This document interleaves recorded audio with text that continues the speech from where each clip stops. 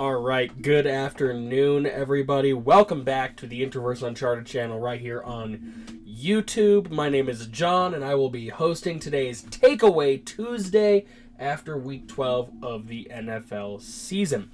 Now, this one's going to probably be a little bit quicker than normal, as I may look like it, but I am definitely suffering through some ridiculous congestion-filled head cold, so probably not a whole ton of chit-chat, probably more along the lines of pitter-patter, let's get at her is really going to be what's going on today. Now, before we get into the NFL videos, if you guys haven't had a chance to yet, please, if you're pro wrestling fans, drop out or after this video, go watch the Survivor Series review video. It is definitely the longest video on this channel, but I have a co-host for that one, as I felt the Survivor Series needed more than one voice to review it, and the conversation between me and longtime friend and wrestling enthusiast Isaac. I've known him a long time. He's a stand-up guy, an absolute great dude. Please absolutely go check out that video. Drop some likes, drop some comments. Tell us how you felt about A, the review video, but B, about WWE Survivor Series War Games 2023 with the return of CM Punk, as well as Randy Orton and R-Truth, but CM Punk obviously outweighed a lot of those to a lot of people. Please go ahead and take a second, go ahead and check out that video. Like I said, it's a longer video, but I think it will be absolutely worth your time.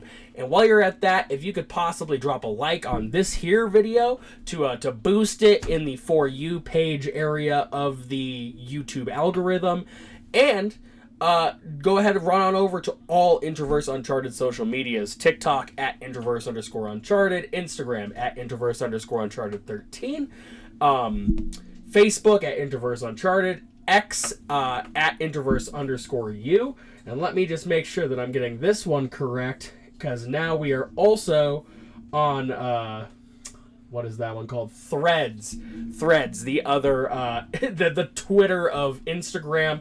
We are also Interverse_Uncharted13 on Threads. So please follow us along on all those. I got a couple new TikTok videos out, and I did a couple new I did some reviews and stuff on there for Survivor Series as well, or at least some post-match commentaries. Go ahead and check those out. Now that we're through the nitty-gritty, now that we're through the business side of this, where I try to plead with you guys to to go and subscribe to the channel shamelessly. Let's talk a little bit of football. Like I said, it's probably not going to be the rough 'em tough 'em deep dive that I generally do, as I am kind of hanging on by a thread, just trying to get through whatever this here head cold is today. Not the best of times. Let's go ahead and start off with the Thanksgiving games, as we had 3 Thanksgiving games and a Black Friday game to kind of set the tone for the weekend. And we're going to start with the 10 a.m. game on Thanksgiving, and that was the Green Bay Packers against the Detroit Lions in Detroit on Turkey Day.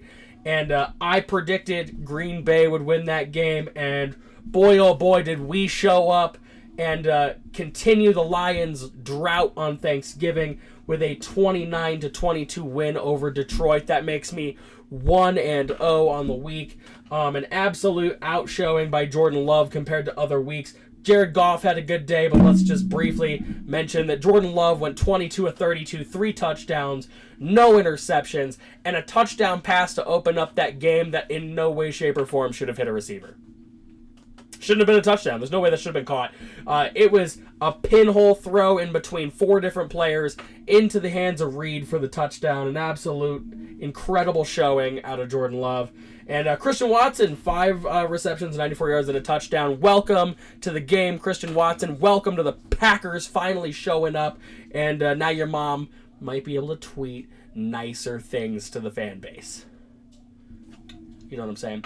All right, that ends that one. I end 1-0 with a big Packers win on Thanksgiving. On to the next of the games, which was Commanders at Cowboys. I predicted the Cowboys The Cowboys indeed win, and win in large fashion, 45-10, to take me to 2-0. Gotta love it. Off to a hot start this week. Dak continues to show that he's in control of this Cowboys team. I like what Sam Howell's doing still, like 300 pass yards, but an interception, not a touchdown.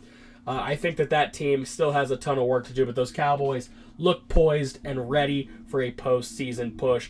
I called Cowboys over Commanders, and I get that one right to go 2-0. On to game number 3 of Thanksgiving to close out Turkey Day, and that was 49ers at Seahawks. I knew it was those two teams, but I for some reason could not remember where they played. I called San Fran, as San Fran has been absolutely rolling lately, and San Fran does pick up a win, 31-13 over the Seahawks, to take me to 3-0. I was undefeated on Thanksgiving, and that is something to be thankful for. Gotta love it. Absolutely. Brock Purdy, Mr. Irrelevant, showing that his season is not over yet. 209 yards and a touchdown. C-Mac over 100 yards as well. Brandon Ayuk seems to be the primary target these last couple weeks, but they're definitely dipping into their bag of tricks. And this week, when they get to face the Eagles, I cannot wait for that game. I think it's going to be an absolute barn burner of a game. And I still just feel let down by the Seahawks. Again, you have so many weapons, and even with Walker out this week, I still would think that receiver core would pick apart anybody. And it was just not a thing this week, and honestly in a lot of previous weeks. Niners beat the Seahawks, taking me again to 3-0 for an undefeated Turkey Day. Love it.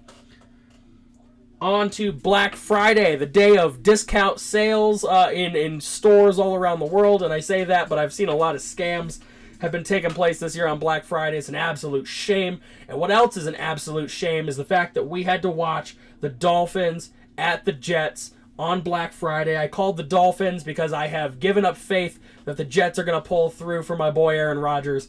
It doesn't look like that's going to be happening because the Dolphins steamrolled to another victory, 34-13, with an enormous 99-yard pick six. That'll be the highlight of that game, 100%.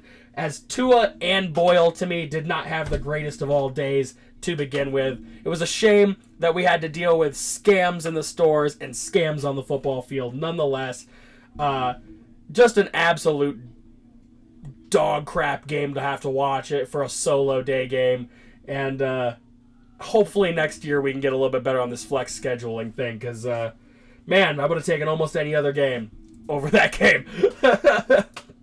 But that takes me to 4-0 before the weekend even gets started, with big wins on Thanksgiving and then the Dolphins beating the Jets on Black Friday. Let's go on to Sunday football. We're going to start it off with Saints at Falcons. I predicted the Saints, as the Falcons have just felt really not with it. But I was wrong. The Falcons pull up for a win. They win 24-15, and that takes me to 4-1 on the week. I felt maybe like the Saints had a more consistent standout, and this week was not to be the case.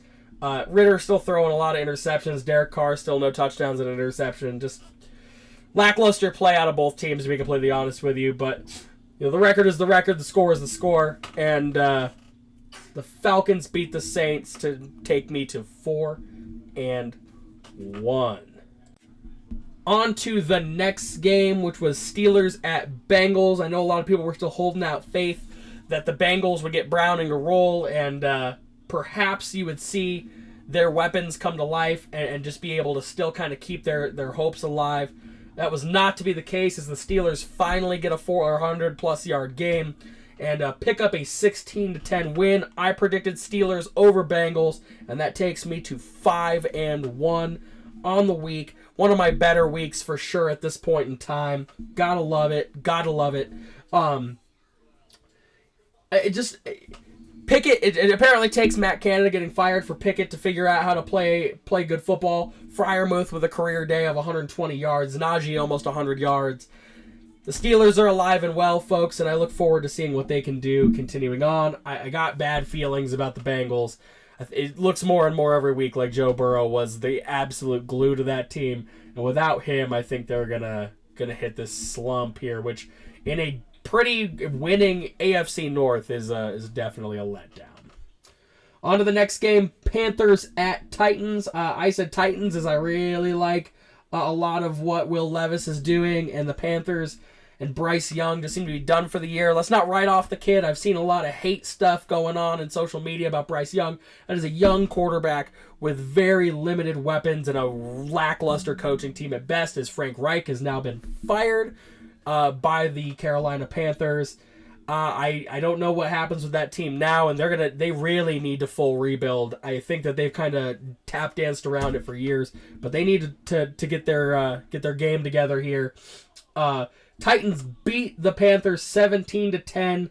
Levis 18-28, no touchdowns, no interceptions, but Derrick Henry finally rolling for 2 touchdowns and 76 yards. D-Hop getting 3 receptions for 50 yards.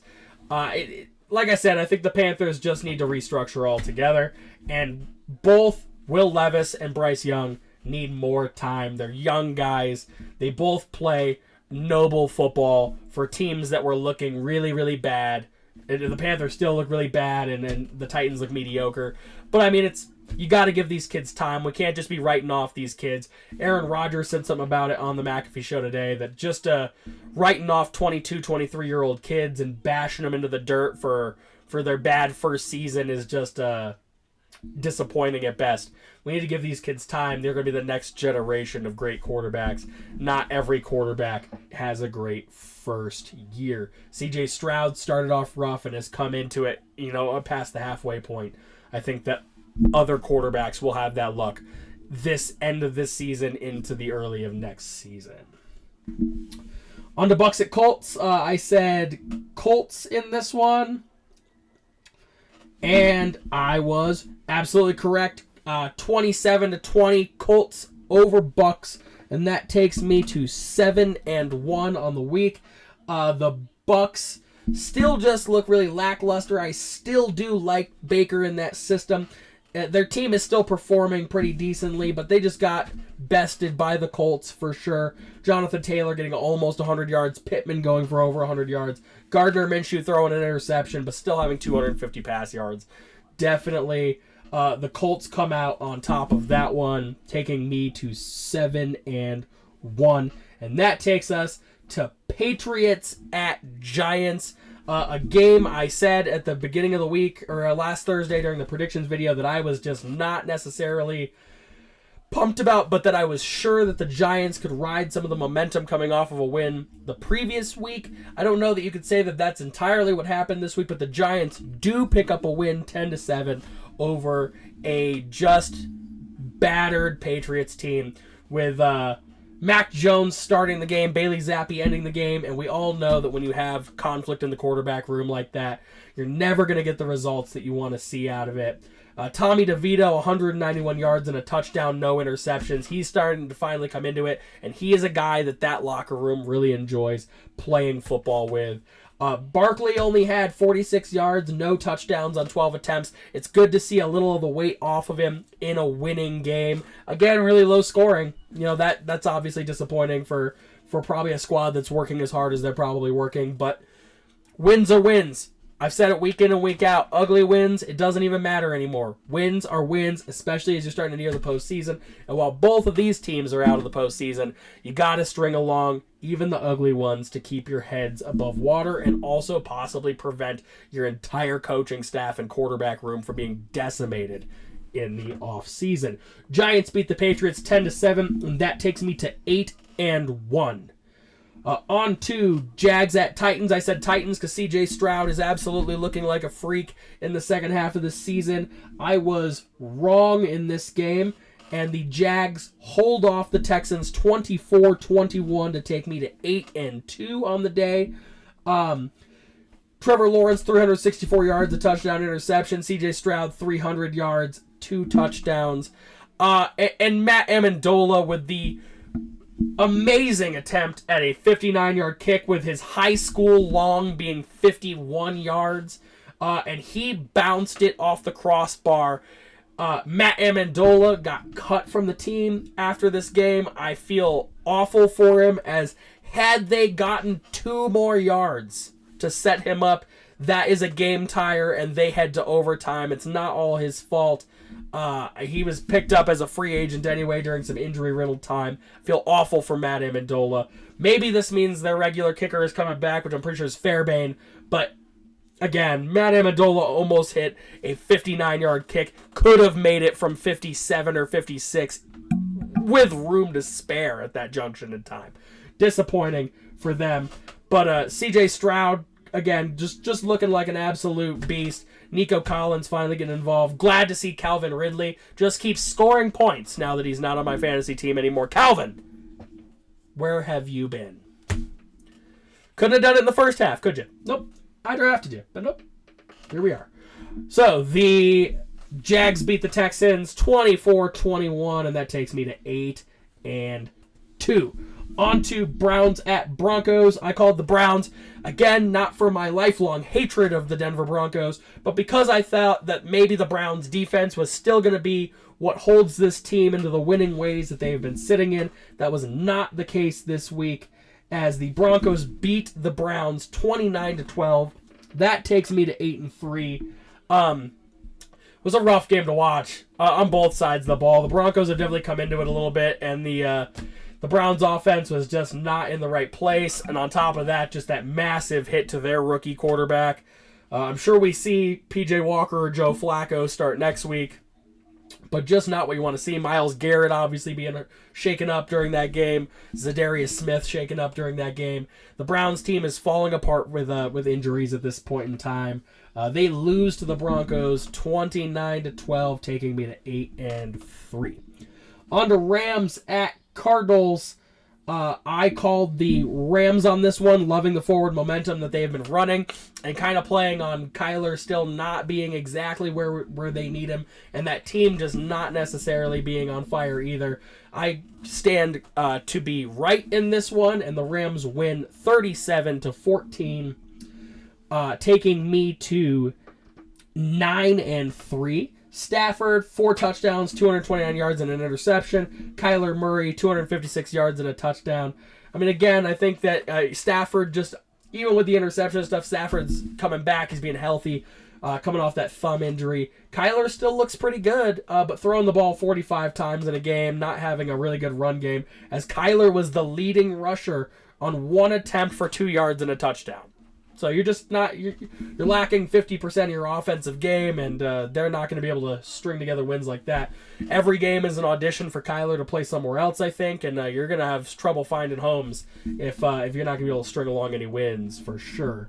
The Rams, again, beat the Cardinals 37-14, taking me to 9-3. On to Chiefs at Raiders. I said the Chiefs on this one, again, as like it's hard to just bet against Patty Mahomes, and the Raiders still just don't seem to be a very consistent unit, even with Antonio Pierce running it. It's good to see them having fun playing football again, but they still just cannot string together wins on wins at this point in time. The Chiefs win this game 31-17. That takes me to 10-3 on the day. Patty Mahomes, 298 yards and 2 touchdowns. Aiden O'Connell with 248 yards and a touchdown. Good to see Jacobs get a really big rushing touchdown again. Jacoby Myers leading their receiver room over Devontae Adams. They just need to get, again, it's not necessarily even a rebuild, but they just need to all get on the same page. Their love of football may be back, but their love of winning has not yet returned. They need to get more cigars, get more of a taste for that victory, and string together some wins in a division that is half tough and half not. That takes me to, again, 10-3 with the Chiefs beating the Raiders 31-17. Takes us to Bills at Eagles. The Bills took the Eagles to the absolute limit going into overtime. But the Eagles end up winning this game. I called the Eagles. It takes me 11-3 on the week at this point in time. Josh Allen, 339 yards, 2 touchdowns and an interception. Jalen Hurts, 200 yards, 3 touchdowns and an interception. an absolute quarterback showdown. For me, I didn't even necessarily expect it. I thought this would kind of just be a blow by for the Eagles, as the Eagles have just looked so dominant, but they actually have a really good game in the weather. And I say good game, but I think obviously 80% of the fan bases are going to argue about the official play. The referee's conduct on the field has been questionable. There were some images that I saw that I don't think necessarily are penalties that Bills fans want to be penalties, and there are some pictures that I've seen that absolutely should have been penalties that Bills fans want to be penalties.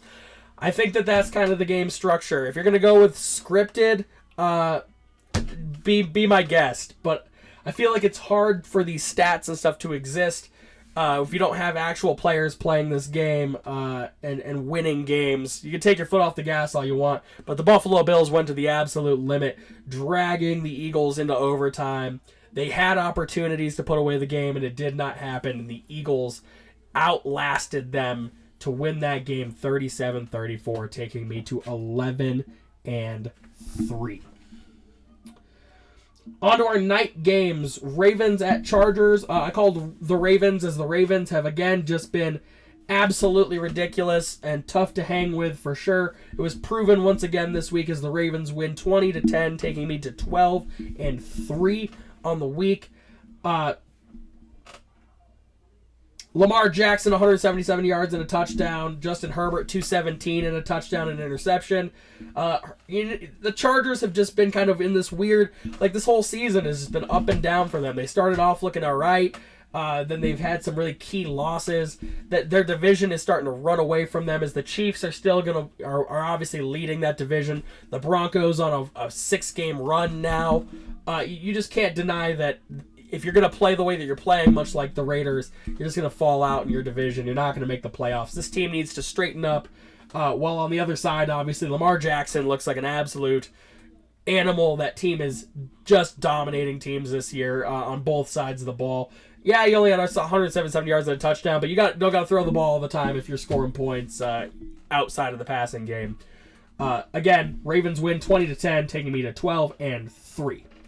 And that takes us to the last game of the week, Bears at Vikings. I said the Vikings, as I thought the Pastronaut was going to just continue to show his optimistic style of play and win some games, and it did not happen this time around at all. The Bears win 12-10, kicking 4 field goals to pick up that win. The Pastronaut did have a passing touchdown, but also threw 4 interceptions. And you are going to lose any game that you lose the turnover battle in that way. Those 4 interceptions, essentially, I didn't actually watch this game. I had a absolutely busy day recording and trying to get my video uploaded for Survivor Series.